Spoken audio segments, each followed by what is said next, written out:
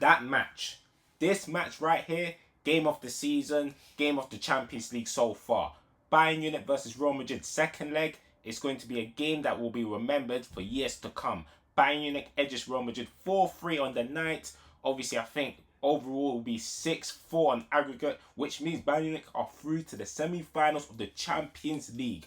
Basketball games, goals galore. But Real Madrid, you only have yourselves to blame. Only have yourselves to blame. In the first leg, defensively, up until Harry Kane scored his second goal, all over the place. And after that, you had chances after chances after chances, clear-cut chances, by the way. You kept missing Mbappe, Vinicius Jr. at the crime scene for those. And now in the second leg, you actually was clinical. You got 3 goals and you couldn't hold on to a single lead. Couldn't hold on to it at all. You go and lose the game on the night, let alone lose the overall tally. And now, 16 years later, since the last time they went trophyless for back-to-back seasons, it's happened again. But before I get into these type of stories, let's talk about the game in general. Because I'm not gonna lie to you, within the first minute, I knew what type of game this was gonna be. It was gonna be a basketball game, chances on both ends, goals galore, and it happened. Manuel Neuer, after a memorable performance at the Bernabeu, he went back to being clumsy. Obviously, it's not too much we've seen Manuel Neuer move clumsy, given that he's the age of 40. He's still the greatest goalkeeper that's ever lived. So for me, it's not that deep. But in that first minute, it was almost like he was trying to do match fixing. He was trying to sell that game. Because I don't know what he was doing with that clearance to Arda Güler, but Arda Güler with a great first time finish. So much curl on it, right into the net. 1-0, Real Madrid was back in the tie. Within 1 minute, they was back in the tie. The fastest goal so far this season in the Champions League. But guess what? The lead didn't last long because Pavlovic equalised from a set piece to level the game 1-1, which means Bayern was 2-1 ahead. And after that, it was a bit cagey. It was clear to see what was the game plan from Real Madrid. Soak up pressure and use the likes of Vinicius Jr. and Mbappe on the break to really hurt Bayern Munich. And I'm not going to lie, in that first half, they actually got some joy down the transitions. Jude Bellingham had a wonderful game. I'm not a fan of Jude Bellingham like that, but any talk of Jude Bellingham not being in the England squad, not starting games, is criminal. He's supposed to be starting games in that England squad every single day of the week. He's in the big matches when the lights are shone, bright lights. He actually can go home with his head held high because he put in a wonderful performance, instrumental to Real Madrid's best moments in the game. But yeah, back obviously Bayern Munich was like, probing, that's keeping the ball, but they weren't really doing much like that. Real Madrid was happy to soak up pressure. They was defending the wide areas very well. Fernand Mendy, he done his best against Olise, but it's not easy dealing with Olise for the full 90 minutes. That's all I'm going to say, but I'm going to get on to Olise in a minute. But Trent Alexander-Arnold, obviously, in that time that I'm talking about, he was actually defending Luis Diaz well. And then obviously Arda Güler scored a free kick, a wonderful free kick. But was it really wonderful? Because Manuel Neuer should have saved that. Again, the clumsy from Neuer. I don't know how you're gonna save that free kick, bro. It wasn't even that far in the corner. It wasn't even that far in the top corner. But them things happen.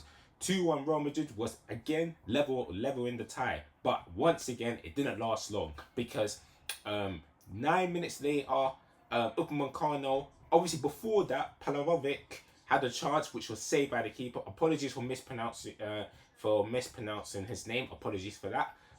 He had a shot which was saved by Noonan, and then Upamecano managed to drive the ball forward. No pressure on the ball, by the way, from the Madrid players. They stand off, and he managed to poke a pass straight to Harry Kane's path. And let's be honest, Militao and Trent Alexander-Arnold don't know where they was in no man's land, and in that position, was he ever gonna miss? No chance. Harry Kane scores again to reach his tally to 50 goals in all competitions. Absolutely remarkable consistency throughout this season. I've always said he's the best striker in the world. I've always said he's the best finisher in the world.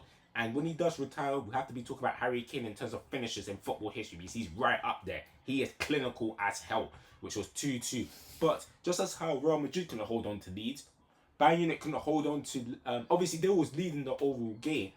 But once again, Real Madrid hit them on the break. Vinicius Jr., Jude Bellingham fizzed the ball to Vinicius Jr.'s path. Him against, I think, Upamecano or Jonathan Tah, one of the two. It was Jonathan Tah. And then he poked it, timed the pass perfect for Kylian Mbappe to score to make it 3-2, which he leveled the tie to, I think, 4-4 in aggregate. Half times come now. And Real Madrid, all they had to do Actually, there was a lot of things they had to do, but the best thing that Real Madrid could have done in the second half is carry on the momentum that they had in the first half and actually go at Bayern Munich. But in my opinion, they didn't do that in the second half near enough. It was obvious that they was relying on Bayern Munich to make mistakes in possession, so they can use that to be direct going forward to release Mbappe and Vinicius Jr. on the break because they're deadly on the break. You understand? And you know what it is? Trent Alexander-Arnold fizzed in a wonderful pass to Kylian Mbappe, missed. Don't know how. Obviously, I'm not surprised that he missed that. I'm not surprised straight at Neuer, but these are the moments. That was a clear-cut chance, and he missed. And Bayern Munich, it was only a matter of time before one of these teams delivered the dagger blow, the dagger. And Mbappe had the chance to do that, which was saved by Neuer. And obviously, in the second half, not really too much happened. Bayern Munich was having most of the ball. Luis Diaz had chances to deliver the dagger, and obviously he either a loose touch or not getting the shot off. At least he had a couple of chances where he kind of cut inside and whip it past, but it was either saved by the goalkeeper or just narrowly missing the bar. Musiala came on, he had a positive impact. Alphonso Davies came on, he had a positive impact. But then obviously, to me, the game was dead and buried the moment Camavinga came on. And I'm a huge fan of Camavinga, but in my opinion, this might be the end of Camavinga's career at Real Madrid because he got a yellow card, fair enough, but the foul that he committed on Harry Kane wasn't even a yellow, tactical foul, fair enough, but he tried to slow the game down by kicking the ball away and throwing it away from Bayern Munich's path. The referee was like, the referee was taking no prisoners, send him off, second yellow, he was off the pitch. Clumsy for Camavinga. I don't know what he was thinking, what was going through his head. It just put Real Madrid in a dangerous position. There was level in the tie, and all you done is just gave Real Madrid a mountain to climb, even though it was like 6 minutes left of normal time. And because of that red card, it was obvious that Real Madrid was going to defend for their lives and try squeeze through to extra time. But that did not happen because Luis Diaz and Musiala linked up for Luis Diaz to deliver the fatal blow with a curler right past Lunin. Lunin, no chance, took a side deflection. And when it went 3-3, 5-4 on aggregate, we all knew Bayern was through. But they weren't done yet because on the break, Michael Olise, he was trying it so much throughout the game, he cuts inside and he whips it post and in to send Bayern Munich through to the semi-final, a mouth-watering clash with Paris Saint-Germain looms. So Bayern Munich, Vincent Kompany, what a job he's done. I think they've only lost 2 games all season in all competitions, 2 games. And now they're through to the semi-finals, playing some of the best football for a very long time. And this goes to show that the superstars, the best players in the world, are not in the Premier League, they're elsewhere. The Premier League is an eyesore. When you look at other teams and the way they play football, is a beauty. And Bayern Munich are the culprits of that, in my opinion. Scintillating football, got past Real Madrid, beat them home and away. They fully deserve to reach the semi-finals of the Champions League. As for Real Madrid, trophyless season again. You know what it is. They only got themselves to blame. Like I said, they missed chances, wasn't defending well, in-game management weren't there. And yeah, man, this has been a turbulent season for Real Madrid on and off the pitch. So it was no surprise for me to see them go trophyless. Xabi Alonso leaving in January, even though he wasn't really doing too bad. He was actually doing quite well, but obviously the players fell out of favour with him, which resulted in Xabi Alonso leaving. Arbeloa took charge. Obviously, he allowed the players to play, but you can see that Arbeloa is inexperienced. You can see the inexperience shown, not only in the Champions League against Bayern Munich, but also in the league in general, as Barcelona are going to win La Liga. And Real Madrid's season is over in the 15th, April the 15th, Wednesday, 10:38 p.m. Real Madrid's season is officially over.